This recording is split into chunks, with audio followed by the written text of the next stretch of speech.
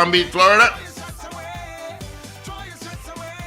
All right, so let's get the results while I get my guest online. Yeah, let's. And of course, this morning we asked, should the state pay for the funeral of Dexter Black Stewart? And we had 19 people weighing in on our poll. 12 of you said yes, 7 said no. So 12 people said yes, the state should pay for Black's funeral, and 7 said no. All right, I know the state has assisted in funerals in the past. We'll see how this one goes. And our guest, of course, is Minister of Education, Dr. Nyan Gadsby-Dolly, who was a former Minister of Culture and the Arts for 5 years in the first term of the Dr. Rowley government. So she may want to weigh in on it. I'm sure that she would have been approached during her stint in office to assist with funerals and so on of Calypsonians or other icons, you know. So how many said yes? I have 12 saying yes, 7 said no. 7 said no. I had 11 saying yes, but you are probably right because I may have missed one. Steve can't just brought in a yes. Oh, you just added one. Okay. He just added one, yes. Yeah. Terrific. All right. So we are waiting to get the Honorable Minister online. Is she on phone or on camera? Seems like on phone. Okay. All right. I don't know why the state, if the request is made, why the state wouldn't pay for the funeral or support the cost of the funeral, quite frankly, because I mean both the Prime Minister and the Leader of the Opposition both made public statements as to how much of a contributor he was to national life.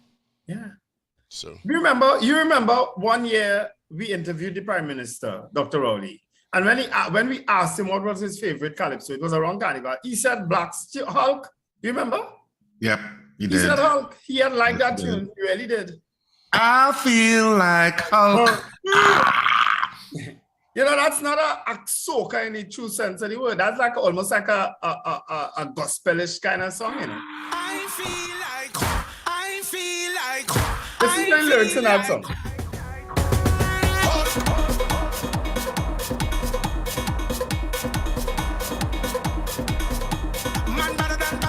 Well, it's a song about positivity. It's a song about overcoming and not letting anything stand in your way. Yes. Yes. I don't know how that translates to gospel. Because gospel songs are generally about that too, eh? Yeah, so I love songs. All positive songs are gospel songs. That's what So you I say. love songs. Huh? All positive So I songs are love gospel songs. songs. Love songs, you say? I like that too. Yeah, about positivity. Yeah, well, yeah. Really? A different type. I talk about specifically. And Break My Heart is a song about positivity. What's that? And That's Break My Heart. That's Break My Don't leave me this way, please. That's I'll die if you those are leave me. That's a song Tabanka songs. about positivity. It's very- Love It's songs. very psychologically important that you went straight to Tabanka songs, Yeah. Paul. But you said love songs. We though. have taken note. Man, got to unbreak my heart. Yeah. The best love songs are. And don't are leave songs me about- this way. Don't leave me this way. The best love songs are songs about Sometimes when we touch, what is your problem? Cool it. Get a couch and a discerning ear. That's all you need right now. I don't want to talk. I'm trained. I can talk to myself. Trust me. Paul, That there is the problem, Wendell. That there's the problem right there. yeah, Paul, if there's any comfort, I have had those times too. If that's comforting to you, I've had those times. Right? Haven't we So all? don't feel so bad. Haven't we all? I'm not too sure that one day with that coffee cup. Anybody who hasn't had a Tabanka hasn't lived. Hello, that fella down there with that black jersey with that black coffee cup. Trust me, I doubt he ever had that time. Just pretend I have water in it now and follow suit. Tabanka is a good thing. It helps you to reset your life. Hello, talk for yourself, eh? It have plenty of people ain't survive at a bank, eh? Well, They ain't wrong. They reset in a kind of way. They're not even wrong to say Tabanka They was a reset to the afterlife. Plenty people, eh? What's Steve face? Well, Handsome, isn't it? I know. Oh, I just wish you take the little horrible calendar up in the corner there. Mhm. It looks so 1942. That irritates me every morning, honestly. You know it works, right? Yeah, is but that? you could put it somewhere that is not in the view of the camera. That calendar up in the corner there? Yeah. It looks like in the corner of his house somewhere. It just looks so bad for public broadcast. Oh, Please. gosh. so awkward, only make me laugh. So Wendell, while we're waiting for the Minister of Education, did you all touch on the topic of wrecking coming back to the city and your mayor boasting proudly about it? I've spoken to many people concerning that wrecking, and I really don't see it happening. My position, and I've always had this position, is that wrecking is a hustle. I've said it on radio many times, right? But it is Wrecking a hustle. is a hustle, right? When Mayor Timke was in office, the council at the time voted, approved, and purchased 2 records. You listen to me good? We purchased 2 records. There are 2 records painted red and green that the Port of Spain Corporation owns. They have owned it for more than 5 years. Okay? All right. Well, gentlemen, we will have to rejoin that conversation, but I do have the Minister of Education. No I problem. just Recording pulled in her. progress. I just pulled her out of a meeting, and I begged. I went down on my knees, even though she didn't see it, and she said, "Okay, I'll give you a shot." She's a busy, busy lady. So good morning to you, Dr. Dolly. Good morning, Stephen. Good morning to all who are there and your listeners and viewers. Well, we have Paul, we have Wendel, we have Richard. You just eliminate the Morning, woman's morning, everyone. part of the woman. Everybody- Good morning, Minister. Thanks for joining us on the Power Gadsby-Dolly. Breakfast Show. Morning, Dr. Dolly. Everybody came out just for you today. Well, Yeah, well, we saw the public statement about about a smooth running of the SCA. In terms of the 19,000 plus students who wrote it, can you give us a little more comprehensive update from what you would have gotten in terms of information, please? Well, that really speaks to exactly what it is. We had the essay yesterday. We had no major disruptions. All schools and all centers were able to carry out the exam, and the children wrote their exam, and from all accounts, they're very happy to have done so, and we are happy that they are able to achieve this milestone. In terms of this as you would know, I chair a JSC, Public Admin and Social Services, and during one of our inquiries last year, it was divulged that a special needs student did not get the accommodation they needed. In fact, they were denied entry. Have those issues been taken care of? Had all accommodations been applied for in a timely manner and accommodated for? Well, concessions are an annual thing. There's a deadline to apply for concessions. It usually is in November of the year, before you are writing the examination, and then the committee sits, they go through the concessions applications, and they make decisions. There's an appeals process, and if someone does not get the concession that they applied for, they can appeal. They can look at it again. Sometimes people do not supply all the information that is required. Sometimes, even though they supply the information and so on, the committee looks at it and decides that this is not deserving of a concession in that way. And so it really is in a process of applying. A committee looks at it, and so that you're granted or you're not granted. And once you're granted a concession, then all arrangements are made for the particular type of concession that you require, based on the assessment and so on. And all those arrangements are made. We had about, I think, a little over 400 concessions, persons with concessions yesterday. So I don't know the particular circumstances of what you refer to, but certainly not all persons who apply are granted a concession. I know that one of the newspapers this morning, Minister, reported that 44 students had to miss the exam because of COVID-related issues. When would be their makeup exam? April 21st is the makeup. What's that? April 21st is the makeup exam. April 21st. Okay. Mm-hmm. And the issue of school reopening on April 19th, and of course, all schools, it will be in person, physical, in person, back to school for all students across Trinidad and Tobago. Is there expected to be any hybrid system still expected to be retained in terms of online learning at all, or it's going to be completely disbanded? Physical, in terms of coming out of school, however, schools are even now, even before COVID, schools were using hybrid systems. Schools had their classrooms. Some schools had e-classroom systems or systems where students and teachers would post work to a certain platform and students will access it. So that is still being encouraged. Even now, that's going on in schools. So it's not a matter of going right back. As a matter of fact, we are very grateful that we have now been able to have staff at our Educational Technology Ministry. It was a little difficult to get staff on, and we know it took a little while to do so. But we are now having that staff, and they are assiduously working on the school learning management system, which will allow teachers to have an e-classroom, a proper and organized e-classroom environment, and they can put their work onto that environment, and so students can use that e-classroom though you are in physical learning. I mean, this is something that the Christian institutions have done. And I can tell you this as well. When schools have, for example, if they have plant outages in certain areas and schools cannot operate because there will be no electricity, we are now able to move to school, not having school, they move into virtual mode. So that institution of e-classroom from the SLMS that we are building out and so on now, that will represent the organized way to have blended learning even when you have physical attendance. So certainly it's not back to just simple, you go back to exactly what it was.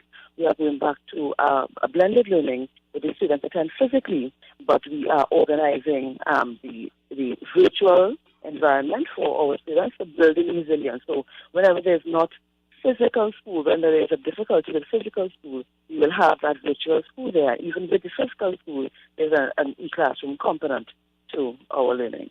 Just to connected add to to that. what Richard asked, I'm just wanting to know, because I know some schools now, the forms 4 and 5 are back out to school minister, but is it that in the context of April 19th and all students heading back out to physical school, because some schools now are rotating 6 days on, 6 days off. Is that now done and they all back out to school and they can still option the digital part of the learning, or is it that they are still going to be rotating in some instances? Because I'm thinking that there may be still some social distancing or not, given the Prime Minister's pronouncements last Saturday. And is it that any of those protocols will still be in place in the schools? The protocols in place at school, all students are expected to be masked. Only students that it would be not mandatory for would be ECCE, but of course it encourage parents to, as much as they can, get their students at that level accustomed to wearing a mask, bit by bit. And so it's mandatory masking, it's entry protocols, hand washing, temperature taking. Of course, anyone who is sick is advised to still stay home. Teachers are going to be vigilant. All staff members of school looking out to ensure that students who are not well, do stay home. But in the same way that 100% capacity in taxi affords you that level of social distancing, it's the same thing that's going to happen at the school. So rotational schedules are going to be done with. We cannot mandate teachers to teach online as well as physical. That's happening now. Some students are being taught synchronously at home, but you would know, you would have heard and be quite aware of tutors' stated position that teachers not be mandated to do that, and so the ministry has not mandated that. So students are expected to be at school. Teachers are expected to be at school, and students are expected to be at school as well. Minister, in light of the fact, this is a question from someone who's listening, and they asked about the devices that were given out by the ministry to parents now that school will return physical. Will they be left with these parents? What was the arrangement? Is it that it's something that is owned by the parents / student now, or is something that the ministry retain ownership of these devices? These devices were given out to the students. We have a record of who got devices, but they are for the use of the students. Mm-hmm. Are there breakout protocols in place, Minister? Because I mean, we're still in a pandemic. The pandemic hasn't ended. So if there's a situation where a student is tested positive or feeling ill, or more than one student, what is the protocol for that particular school or class? Same protocols that apply now. The COVID-19 management policy is clear. written, principals are aware of it, and the district health unit, the nurses who liaise with the principals, their system in the management. The child is positive, or child has symptoms, say contact tracing that takes place. Students are required to remove themselves from the compound. Parents are called, and of course, the quarantine times have been adjusted, and so we will have to adjust. They'll be adjusted downwards, and so we'll adjust them accordingly in the policy. And so that continues. That continues. And once they have that issue, and that is where, again, the use of the blended learning comes in, because it means that students who are home, once you have an classroom environment, they can be afforded the materials in a way that is organized and not difficult for a teacher and so on. So that's where the blended aspect comes in. But that continues. As it is around the world, that is really what it is. And we have to really, that's part now of the landscape. Minister, I just wanted to touch on that blended learning issue, because come September, you're going to have new students coming into the, high schools, etc., etc. When schools return to in-person classes, is there an assessment going to be done? And I assume on an annual basis, I'm speculating here, of course, is an assessment going to be done in terms of the blended learning that you're talking about, that all students have access or have ownership of some sort of device to accommodate the blended learning? And if they do not, is there a system, an organized system in place to facilitate that person gets a device, whether for the period of the year and they hand it back in, or whatever sort of system in terms of allowing for the blended learning? As it is now, in October 2021, we did another needs test. So we would have done one earlier in the year, and we would have given out most of the 20,000 devices earlier in 2021. We did another one in October of 2021. On the basis of that, we have started a procurement process for devices. So we are really just awaiting devices. ICOF-TT is our enterprise that works with us for that. And so the award of the tender should be imminent, and we should be able to supply some more devices to persons who are in need of devices. But this, of course, is a social issue if students can't afford a device. And so the intention is to work with social development to allow families who are in need and vulnerable to be able to be resourced with a device in that way and through that system. It really is not a core function of the Ministry of Education to supply devices like that. And so we would want to pass that function over. So a family, a vulnerable family, they're in receipt of a food card, they're in receipt of whatever assistance monthly, and so they qualify, the students or the children would qualify to have a grant to get a device and to be able to participate in the educational technologies that are available. Shouldn't it be part of the Ministry of Education, though, a department that deals with that? No, I know, for actually, example, actually, it would be better organized that way, because the Ministry of Social Development is better resourced to do all of that information gathering, that means testing and so on. They are better resourced to do that. The Ministry of Education, we had to actually institute that needs test, which is not something that we usually do. So really, it would be much better streamlined and organized if a system that a family is vulnerable is identified by the Ministry of Social Development and their needs are taken care of at that level. That is the best way to do it. Well, I was just referencing. I know that in the education system, because I am privy to it in the United States, I know certainly in those grades that we're talking about, primary school going into secondary school, they generally ask, it's something that you fill out at the beginning of the school year, and you indicate whether you have or you don't. And if you don't, they provide it, and they provide mobile internet access if required. So it's very structured, and it's obviously either the school district taking care of it, or certainly whatever education board taking care of it. So that's why I thought maybe it would have been more suited to be part of the Ministry of Education's infrastructure rather than social development, because you may run the risk of some people falling through the gaps. But that's... Well, if you're vulnerable and you're already accepting and receiving grants and so on, then it follows that your children would need that assistance. And therefore, you would have all of the information there that's already available to be able to supply the same. And so it's much more streamlined in that way. And really, the cabinet approval for a third secure at this point also included that discussion with social development to allow for that process. Because what's happening is that expenses in military education it just grows and grows and grows. So school feeding and school transport, those are the social issues that the ministry is trying to deal with to be able to allow students to access the education that the ministry is. That's the core function and business of the ministry. But, when things just keep getting added into the ministry, it really gets a bit overwhelming. And we already have a Ministry of Social Development that functions in this way and that can identify vulnerable families. Minister, can you give us an update on the school maintenance and upgrade systems? Since we're heading back out on the 19th, are there any challenges you would like to identify and/or the additional infrastructural upgrades that would have been done to accommodate for students coming back out still in a pandemic? Infrastructural upgrades are constant, ongoing, they never ever stop. Of course, we have quite a few projects going on now that would allow for schools to be prepared for students. Principals would have been sending information, and we just keep going and ensuring that we get work done. There will upgrades needed for SEA, lighting fixtures, toilet adjustments, and all of that. So that keeps going. Of course, there are schools that are there are schools that are under construction and that are in that program that require funding. So that is ongoing. It really never stops.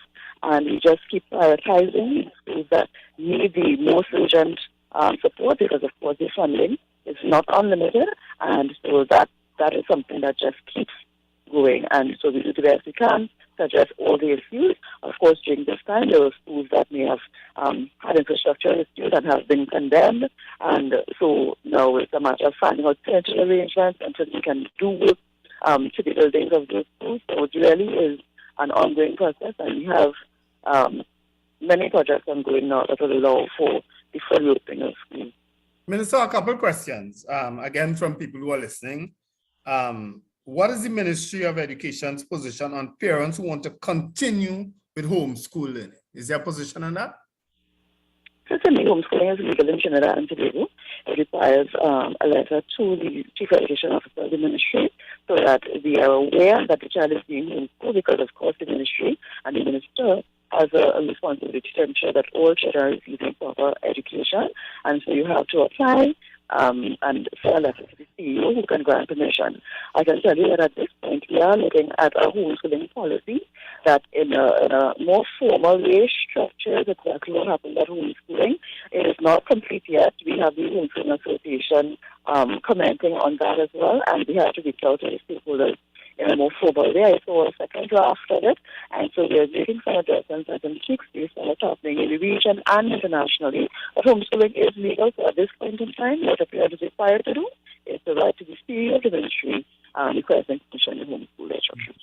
And I do know that the ministry would have had issues of funding in the past, because when we spoke to former Minister Garcia, and I believe early in the tenure of your term, there would have been funding issues where a lot of contractors were not paid, and as a result, were not handing over schools that were in large measure completed. Has that been fixed? And I'm referring specifically to the ECC Center by the Arima New Government School, the Hindu school that being built on Tampuna Road. I'm seeing a lot of work taking place there. So clearly the contractor would have been given some money.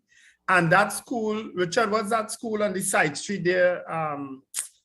It's Arima Secondary, and where Arima New Government was. They were starting to extend the secondary Central. school. Right, yeah, Central you're talking about. Yeah.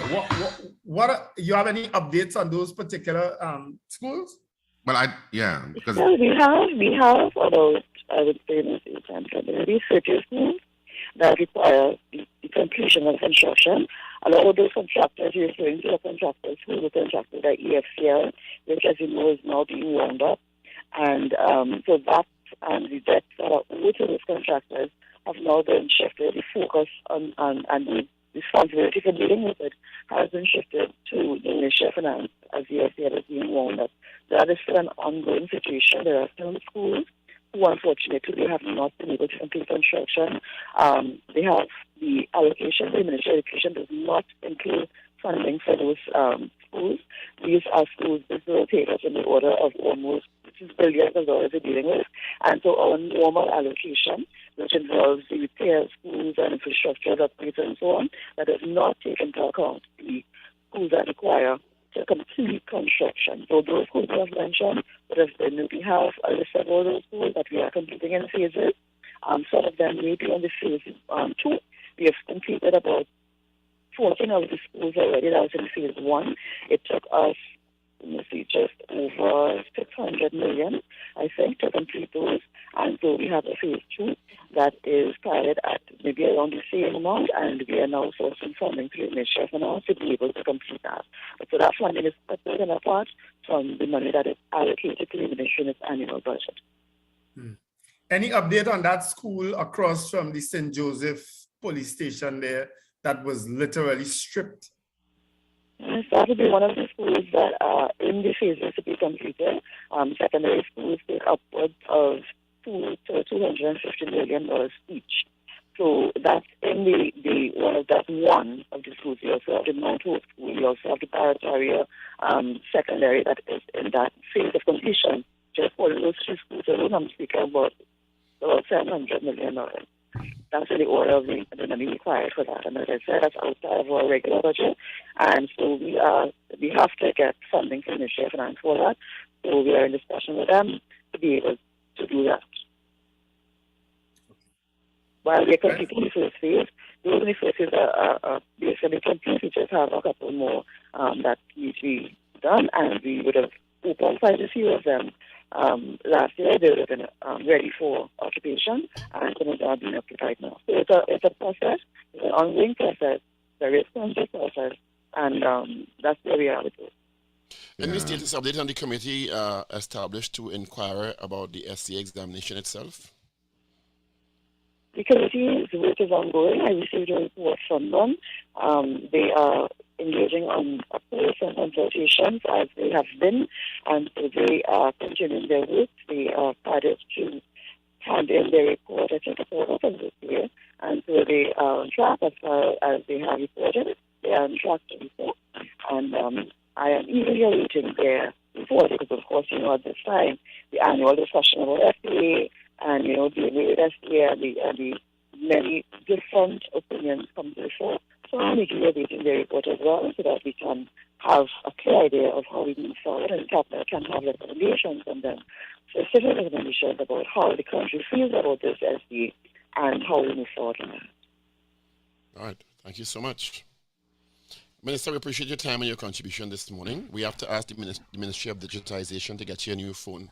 Yes. We always have an audio issue when we have you on. Every we appreciate time, your time this morning. It's either that or your phone tapped, Minister. No, it's it is. The others are listening as well, and that's why there's a problem. I'm sorry. I'm going to have to fix that. Yeah. Thank you so much. When is your birthday, though? When is your birthday? It's October 29th. Oh, you October? Your special birthday? Yes. Yes. Yes. All right, great. What are the children for? We'll remember. Yeah, we'll remember that.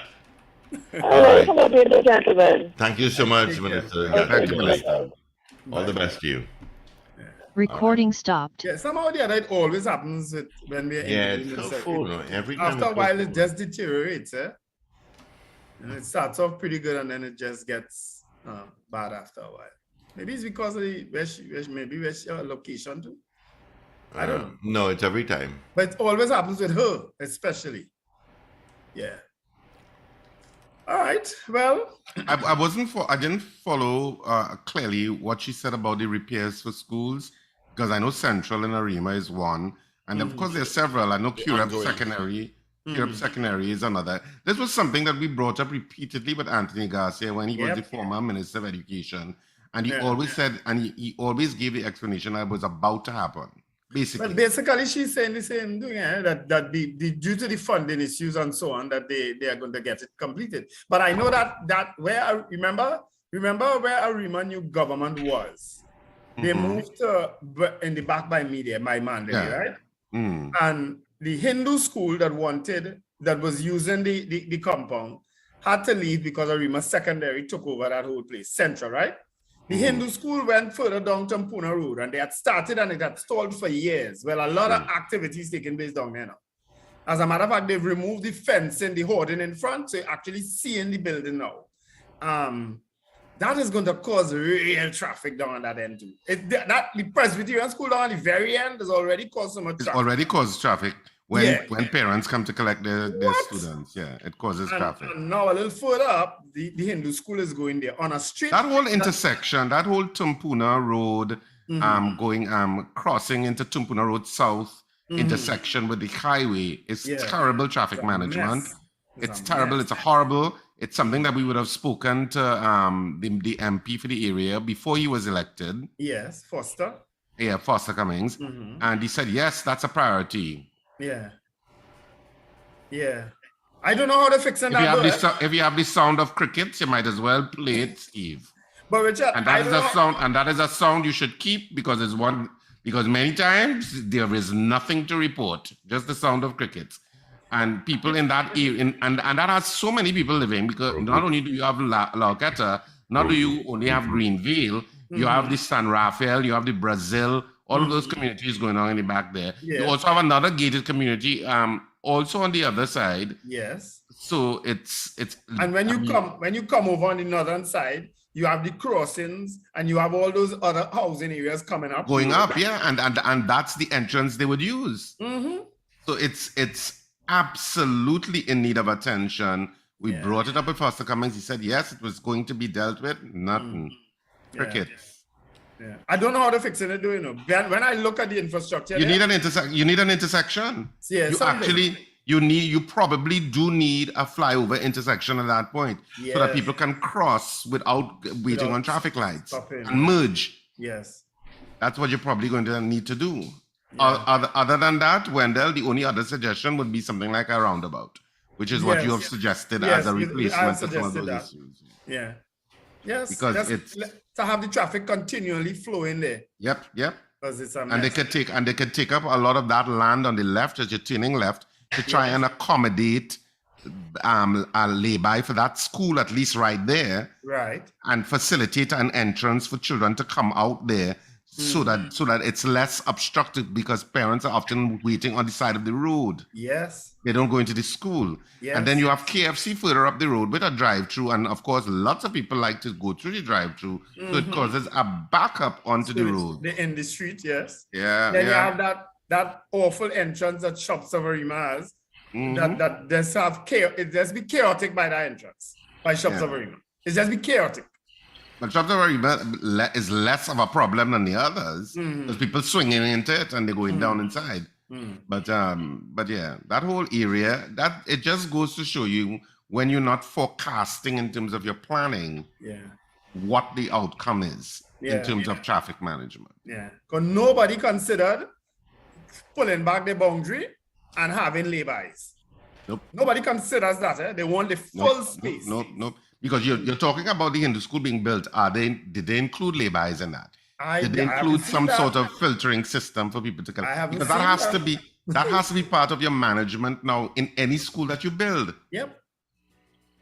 Because you know what the problems are. Yeah. But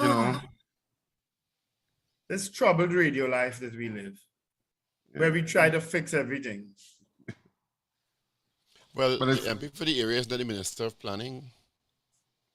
Well, she wouldn't be the MP all the way down there.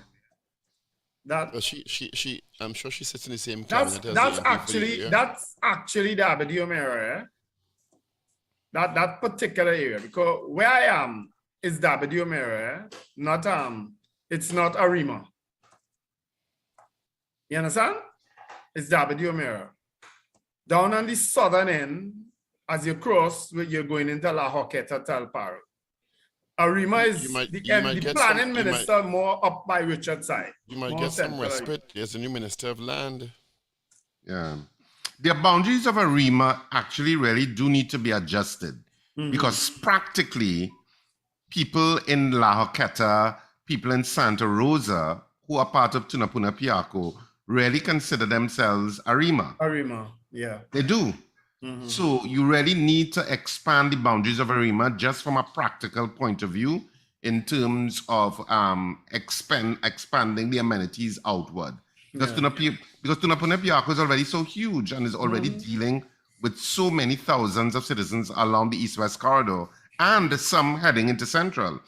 So that you really need to, ARIMA boundaries really need to be expanded. Because certainly Santa Rosa and La Joqueta people, Greenville to a lesser extent, consider themselves really part of ARIMA. Some of them will say La Joqueta ARIMA in their address. They will say that. Yeah. So people practically are already considering it. People in Santa Rosa too will say, yeah, I'm in Santa Rosa ARIMA. Yes. They don't say Yes. Santa Rosa, Tunapuna Piaco. Too many No, they words. Yeah, it's kind of crazy that they under Tunapuna Piaco, but they are Arima constituency. You understand? Yep. I could see the voter padding demonstrations now. That's the first thing going to come up, right? Yeah. They're moving. Difficult to bring that up in an ARIMA situation. You'd be surprised. ARIMA is very, I would say it's very PNM leaning, but it could get vexed with PNM and not vote them. Well, they have on two occasions. Yeah. So Yeah. it's that kind of place. But guess who? Ragoobarsingh was involved. Your family, What? your auntie that snatched it away from the PNM the first time. Oh, you mean for NAR? Yeah. Oh, that's my Auntie Gloria. So you see how powerful the Ragoobarsinghs are. It's not the Ragoobarsingh, it's the Thomases. Masses clan. Family powerful. But remember, they used to sit down there. Ragoobarsingh included as part of the clan. Williams' knee, so. But there are other tributaries from that clan. They used to sit down there with Williams' knee and play in the office, so. Yeah. Drive car all over the dock desk and thing. The dock desk and thing, and run down the dock office and thing, so. Yeah. So, It was anointed. Yeah. I never visited the Prime Minister's office at that point. I would You have met. didn't know. You probably didn't know either when Pa carried you there, Grandpa. Grandpa, yeah. You But know I used to meet Grandpa, yeah. I did used to meet him there at the Red House. And I always look forward to tea time because they used to bring in all of this amount of stuff for Granddaddy. And So which, you of eat course, food. You eat the food in the Red House. Trust me, because by the time Granddaddy arrived for tea, I would have sampled everything already. So wait, you admitted on national radio today, April 1st, 2022, that you eat a food in the Red House? I eat a food in the Red House. There you go. Somebody get company. I used to look forward to when they were Wouldn't you love to be in that company, Wendel, to eat a food in the Red House? The MP asked me to come and see him there the other day. I said, no. I said, I ain't coming there. I'll wait the next day and come by your office. 8 o'clock. Have a great morning. News is next. You have a news update, Steve? Yeah. Steve looked a little confused. Earth to Steve. No, it isn't. Evie just walked in. Now is when you need the cricket sound when there. Yeah. Take it away, Steve.